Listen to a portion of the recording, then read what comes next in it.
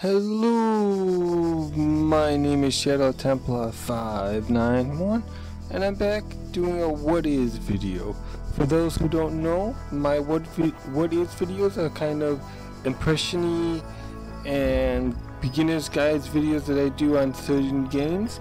Right now, as you can tell, I'm doing it on Talos Principle.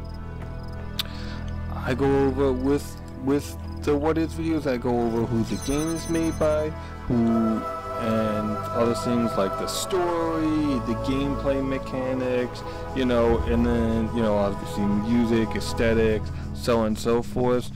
Right now I'm going through some of the tutorial levels. I'm not going to go over the game mechanics too much because if you played just about any puzzle game, this doesn't really advance the formula too much, but I will go as I get to certain areas. I'll show you neat little things, but mostly I'll be doing this to talk about the story and all the parts. So, who is this made by? First, this is made by Crow Team and Devolver Digital, I think the name is. Basically, they made like God's Will We Be Watching, Not a Hero, Ali Ali. I think they make Okolos. What else did they make? Those are the ones I know. They've made a bunch of them. They helped Crow Team with actually the Serious Sam series, which is what Crow Team is most known for. And now this game, obviously. I'm trying to also think what else. Yeah, I think that's about it. So the story is you're this thing in a place trying to do this stuff. And I know that's really simple, and I'll let you know why right after I do this. So this is a switch. This is basically just showing that you can jam something, a Gatling gun, and then there will also be switches to turn stuff off. It's important in some of the puzzles, and actually some of the puzzles where you get collectibles. But I'll go on. I'll get to that in a little minute, in a couple seconds. A little while, actually. Let's put it that way. So that's kind of the story. I don't want to say too much because this game is kind of if this is like if Portal and Myst had a child. Now I've played a lot of Portal, and that's what this game is close to me like. But I know a lot of people who've also played this game who say it's a lot like Myst because it's a mystery. It's of kind of what's going on, who you are and what your place in this reality is. So I'm just going off a little, and this stuff like this is really what this game makes this game interesting to me. And how can I put this? Little stuff like this. So for those who don't know, I think this is some kind of saint. I want to say, I went to Catholic school, so we learned about the saint. I want to say this is Saint, obviously getting burned at the stake, and I think that's supposed to be a Roman. For those who don't know, this scene is Abraham sacrificing his son because God told him, but God didn't think he was actually going to do it, so he sent down angels to stop him. I'm not going to debate the philosophical and religious context of that. This game will do that for me. This game is a philosophical puzzle game, as weird as that sounds, which will make you question not only your existence as a player character, but your existence as just the player. So certain things you'll see, QR codes. This game is a little old, so I guess my guessing is this game came out around the time QR codes were a thing. Those have kind of died off.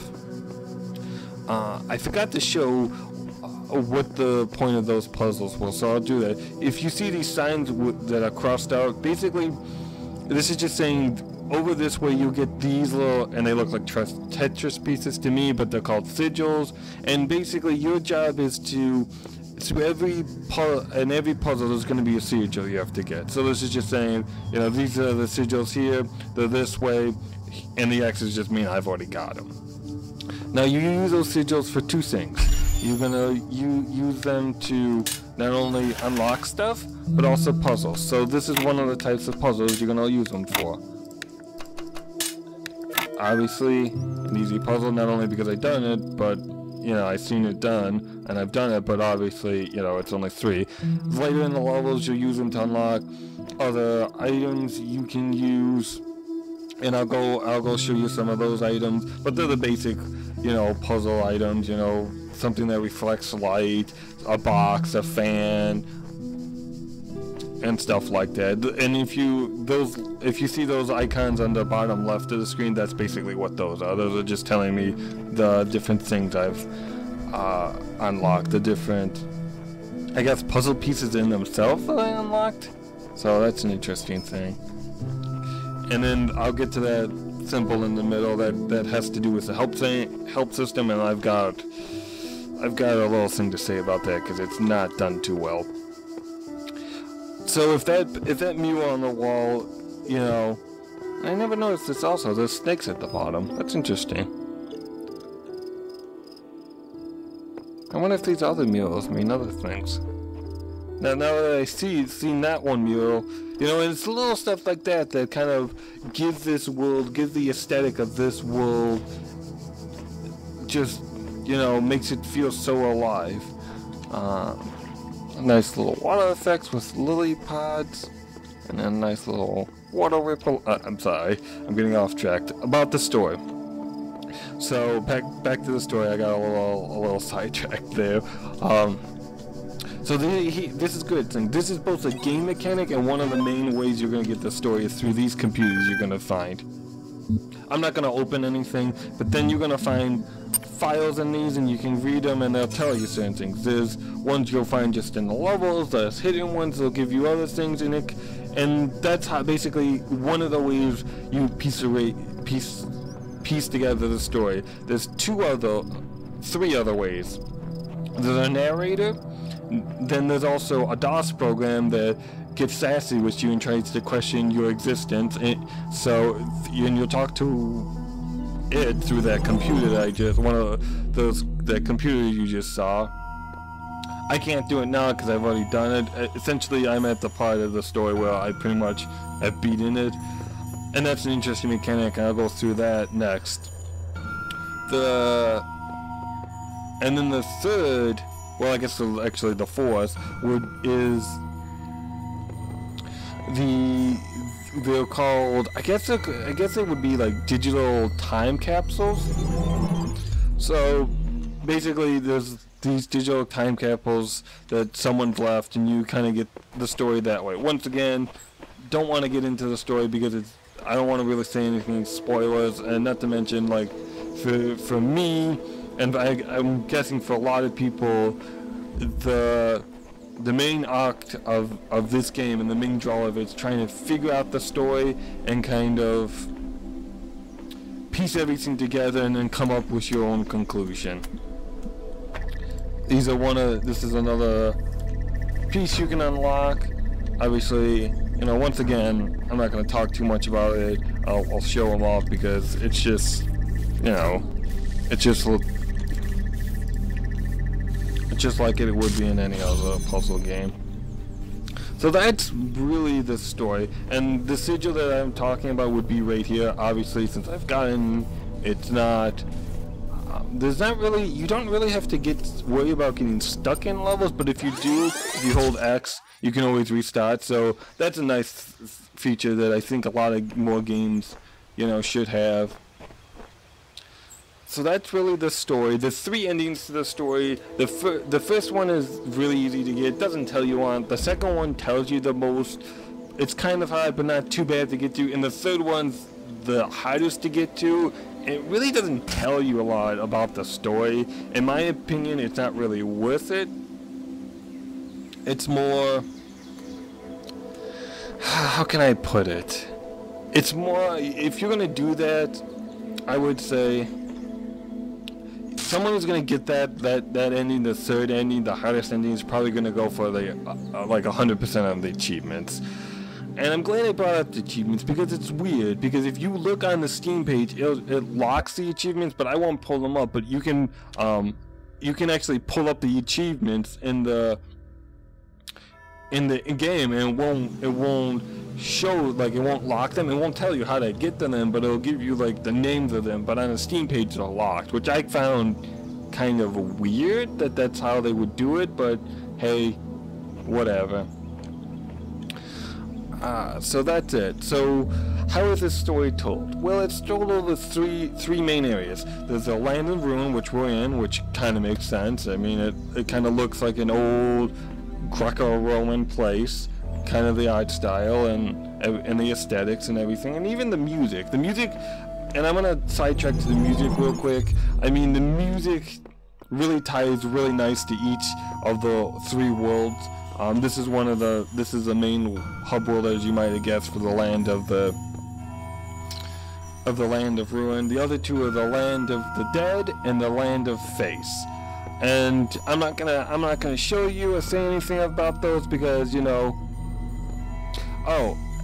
because those are kind of, how can I put this? They're really interesting, and once again, they have their own aesthetics, their own music that really ties in to it. So another thing there's a lot in this game is Easter eggs. So this is one of them. This is one of the first ones you can find. And this is, I think I remember. Oh, and this is basically the proto world. So this is like the beta world they use. So, you know, and then these are the names of some of the developers and stuff. So I'm guessing that guy was a sound guy, but this is one of the little Easter eggs you can find. There's a whole bunch of them in here. There's another one. I'm trying to think. There's a lot of them for like Serious Sam 3, obviously, since the producers of this game, Crow Team, made and Devolver Digital, the actual developers, worked on Serious Sam, so it makes sense there'd be a lot of Easter eggs about that in here. So that's one of the cool things. So there's a lot of other Easter eggs, but those are going to be a good chunk of them, and for obvious reasons. So that's a really cool thing. Like, you have these. The first world is really kind of not so open, but if you go into some of the other worlds, and I should do that, they're really expansive. Like, you have a lot of place to roam around, which is kind of cool, because you don't expect that in a puzzle game. A puzzle game, you kind of feel like almost, like railroad, like kind of you're kind of you know, it kind of takes you like a railroad shoot. It takes you from one point to another. But here, I mean, I can walk all along here. I can check down here. I mean, I can see islands. I can't get to that. I'll get killed. So yeah, the game hard caps where you can go. But I mean, the fact that you can see it is kind of nice. And there's a bunch of areas you can go to. Good. So whenever something new happens on these computers, you actually get a little sound, and you'll see this icon, which is kind of cool. So you don't have to worry about missing anything. It also lets you know, say, hey, you know, and I won't open any of these for obvious reasons. Oops, that's not what I wanted to do. But hey, you haven't looked in this computer, and there's achievement for that, and there's, you know, maybe there's some interesting stuff in there. So I thought that's a nice, that little cool thing that they put in, so you know, oh hey, this is a computer, you know, I've already seen everything, or there's something new on this one that I can go and check. So that's nice. It's also nice to, and when you explore these areas, this is where you find a lot of the Easter eggs that you can do that. Because like I said, you know, a lot of puzzle games do railroad you, but I've got to caveat that for me personally, because to be honest, the only puzzle game I've really played is Portal and Portal 2, so I don't have a lot of experience. I have very minimal experience with puzzle games, but from what I know of them, and, you know, same with Myst. You know, I don't know a lot of Myst, but from what I know of Myst 2, this game is a lot like that, and from what I know about puzzle games, most puzzle games aren't like this. So I thought that was kind of cool. You know, the 3 different aesthetics that kind of the main hub world even ties into that, which I'll show you how to get there. I won't actually go there.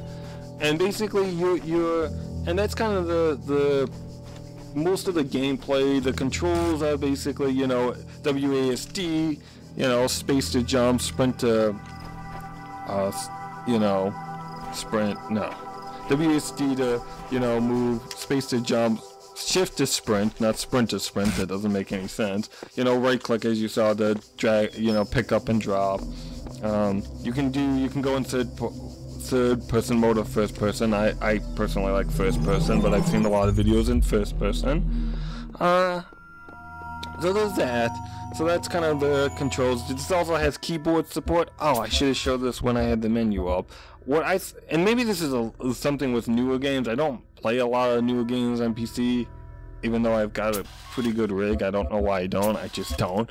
But that you can actually lock the different FPS, and I think that's really nice. You know, instead of getting bogged down in the, you know, and having, you know, getting bogged down, you know, in the debate of, oh, it should be 30 or it should be 60. It's like the developers are like, look, here's a bunch of choices. You pick what you want. You can even have unlimited. So I thought it's really cool that they did that. Progression is based, and the progression kind of going back to the mechanics. But before I actually go there, I've got a lot of pop-in with it. So a lot of times when I'll load this game up, there's a pop-in, and I don't know if that's my rig. Like I said, my rig's pretty new. I mean, when I mean pretty new, I mean less year old. I mean, I'm almost sure I got a Titan in this, you know, so I don't know why it's doing that. It might be the settings I have this on, but this is really, but once again, I don't know this because I don't play a lot of newer games, but this is the only game I've had that happen in, so that's kind of a little disheartening. But usually, it's not pop-ins. I should reframe it. It's mostly like the graphics won't load up right away, so it takes a little while. Like you'll just have the smooth graphics and then the regular ones will load in, but it doesn't usually take too long, and it's just a weird thing to happen. So I thought I'd just mention it really quick. So I pretty much covered the story. I've pretty much covered the gameplay, aesthetics, controls. I'm making sure. Oh, so progression. That's where I was going with this before I got derailed by myself again. Progression is basically, you're going to get the sigils, you're going to use them to unlock gates, and then from there, those gates are either going to unlock new parts of World Jordan or new parts of the hub world. That's going to give you access to the other hub worlds, and the other, you know, either the land of dead or the land of the face, and then those will have puzzles in. Now, this game is very open. You could go from the land of ruin to the land of face, instead of the game's meant to, from what I can tell, to go from the land of ruin to the land of the dead to the land of face. You could do it, you know, you could do it a different way, but I would not recommend it, just because some of those puzzles get really hard really quick. So that's just my thing, but you know, you do your thing. That's just kind of my recommendation. So I'm just gonna go into right now really just some of the interesting mechanics that you might not know or notice. So as you noticed, when I tried to grab this jammer when it was just on the other side and it was just that jamming, I couldn't. The force field came up. I couldn't stand on this side and jam. I had to have another jammer from somewhere else do it.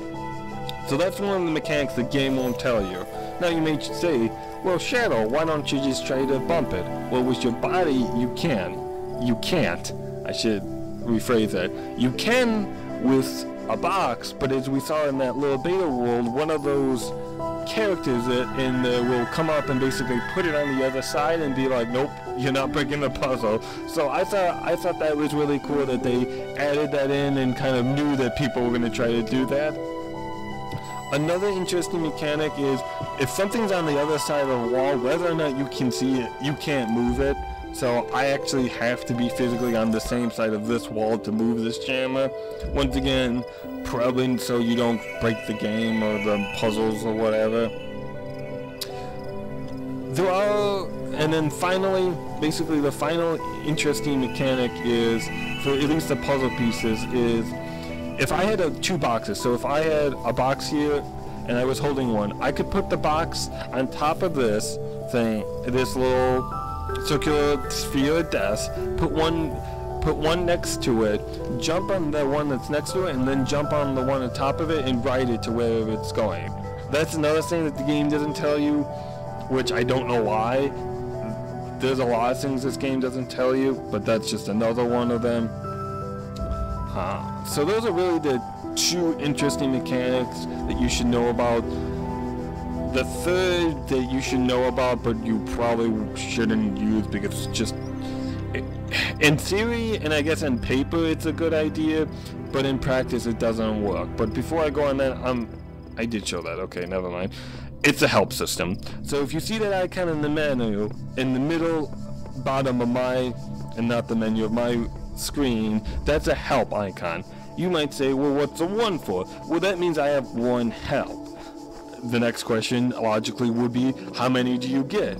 The answer is 3. The next thing is, well, okay, how do you get them?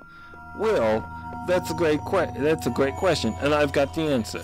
So, the way you get to them is, in each of the main hub worlds, there's going to be one of these portals that's covered by these wood. Obviously, I hacked away with it.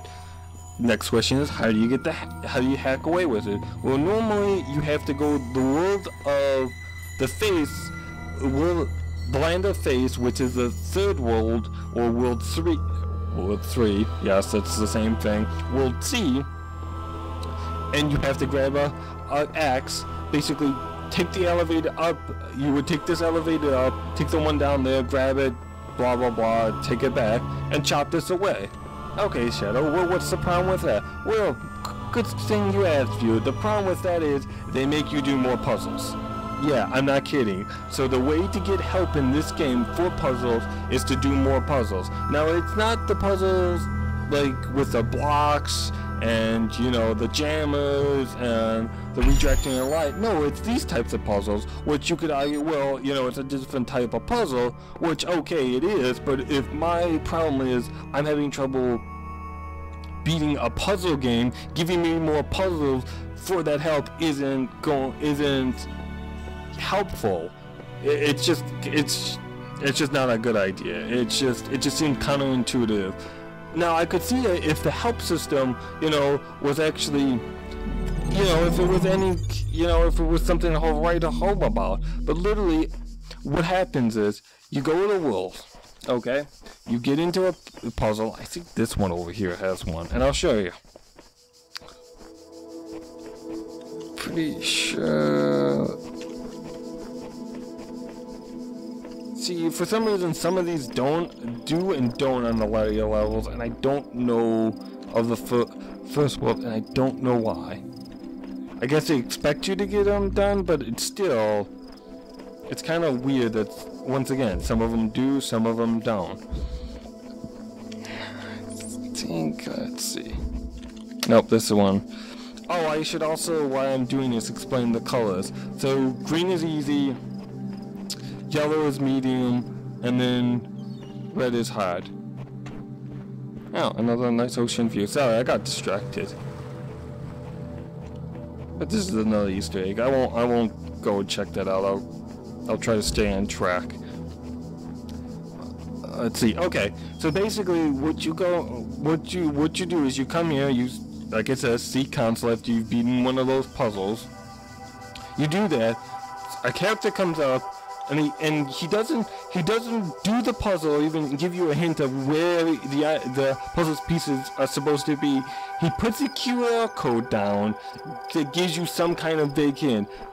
Like for one of the puzzles, it was, for one of the time puzzles, it was, which is another mechanic, was, and I'll go over the symbols, and I should have done that, was, blue is in the past and red is in the present. It's like, okay, that's great. I get that, and I know what that means, but And what was it referring to is those red lights, and then obviously the red lights have to go in the red circles, and then the blue light has to go in the blue circles, which is great. Like but I already knew that. It's not helping me say, okay, where do I put the refracting lasers to do that? It just kind of gives me that vague hint, and it's like, okay, there you go, have fun. And I don't think that, if it gave you, some idea, the character came up and kind of did a part of it, or kind of, did something, gave you some kind of help and not some vague clue that might help you,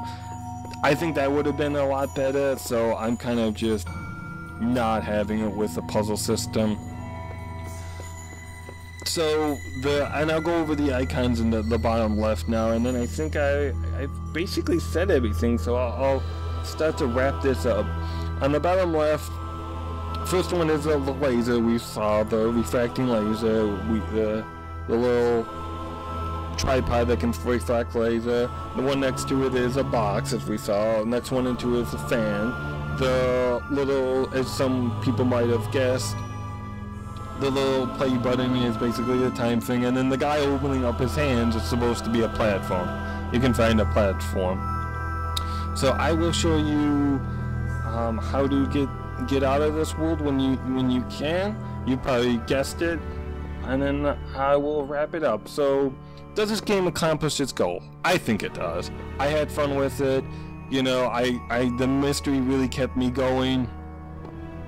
Whether or not it's a good puzzle game, I guess I'm not a good person to answer that question, because I don't play a lot of puzzle games. For me, it was a good puzzle game, but I guess if you played a lot of these, I would say that there's probably not, it doesn't do anything new and exciting. It kind of just goes down the same path, but maybe does a couple interesting things, but don't look for like a revolutionary system. But on that note, at the same time, I would say that the story is what's really gonna get you wanting to go to the next puzzle, kind of figuring out, what's going on with the story, kind of, what's the next turn is, trying to get the next maybe world, to get the next computer, to read the documents or talk to the DOS program or hear what the narrator has to say.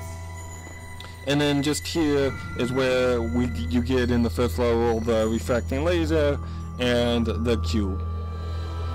You also use the sigils to unlock these items and the other 3 items I mentioned as well, if I didn't mention that before. So that's what I would say is for its goal. For me, it did. Maybe for a more hardcore not platformer, but puzzle person, it wouldn't. But at the same time, I think the story is definitely enough to get you to push through it. It was really engaging for me, and I think for a lot of people it will be. The price, I would say, if you can say, once again, if you can get it on like an 80% sale, do it. But even, I think it's like $14.99 right now. Even if you could get it for $10, I would say $10 or less is definitely a steal. I would say it's about a 10 to 15 hour game, and that depends on, how much you want to go to the collectibles.